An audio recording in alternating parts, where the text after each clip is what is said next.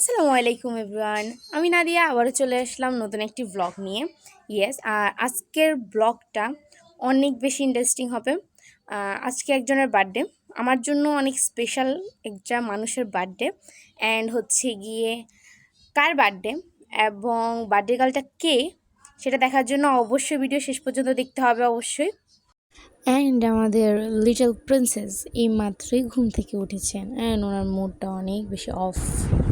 হে birthday girl, কী অবস্থা? সারাদিন mobile দেখলে হবে? আচ্ছা, হ্যাপি বার্থডে। আজকে কেক আনবো তোমার জন্য? হ্যাঁ সত্যি? অ্যান্ড আমি এখানে ওকে জিজ্ঞাসা করতেছিলাম যে সত্যি আনতেই হবে? ও বলছে হ্যাঁ আনতেই হবে। ওই দিনের ওয়েদারটা জাস্ট ওয়াও ছিল, অ্যামেজিং। বাট এটা মানে ওয়েদারটা যতটা সুন্দর ছিল অতটাই আমাকে বাস দিস, কারণ এই বৃষ্টির জন্য আমি বাইরে কোনো শ্যুট করতে পারি নাই। অনেক প্ল্যানিং ছিল, সব ভেস্তে গেছে। অ্যান্ড এইদিকে আমাদের ছোট্ট বুড়িমাটা বেলুন দিয়ে খেলা করতেছিল।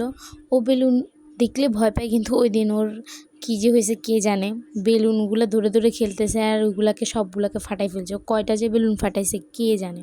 বাট ওই দিন ও অনেক বেশি এনজয় করে, গান নাচ সব কিছু মিলিয়ে। ভিডিও ক্লিপগুলো ছিল হচ্ছে গিয়ে কারেন্ট যাওয়ার আগের ভিডিও ক্লিপ। ওই দিন রাত্রে এত বেশি বৃষ্টি হয়েছিল যার কারণে কারেন্ট চলে যাওয়ার পর মানে ওই দিন পুরো রাতে কারেন্ট আসে নাই। পরের দিন সকালবেলা গিয়ে কারেন্ট আসার দেখেন কী একটা অবস্থা। এগুলো হচ্ছে কি আমরা কোনো মতে লাইট ধরে জাস্ট কয়েকটা ভিডিও ক্লিপ অ্যান্ড কয়েকটা ছবি জাস্ট আমরা তুলি। আর নামিলার যে বার্থডে ড্রেস ছিল ওইটা অনেক বেশি সুন্দর ছিল অ্যান্ড মাশাল্লাহ আমার মেয়েটাকে অনেক বেশি কিউট লাগতেছিল। তাই জন্য ভাবছিলাম যে আজকে আউটডোরে ওর কিছু শ্যুট করবো, বাট কিছুই করা হয়নি। অ্যান্ড এই কেকটা অনেক বেশি সুন্দর অ্যান্ড কিউট ছিল, বা সাথে অনেক টেস্টিও ছিল। আর কোনো কিছুই প্ল্যানিং করে করা হয়নি, হুট করে আপুরা গিয়ে বিকালবেলা ওর জন্য কেক আনে।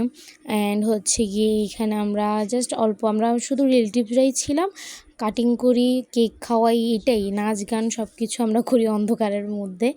অ্যান্ড টর্চ লাইট দিয়ে কয়েকটা ছবি আর ভিডিও নিই। সো আজকের জন্য এইটুকুই। আল্লাহ হাফেজ, দেখা হবে নেক্সট কোনো ব্লগে।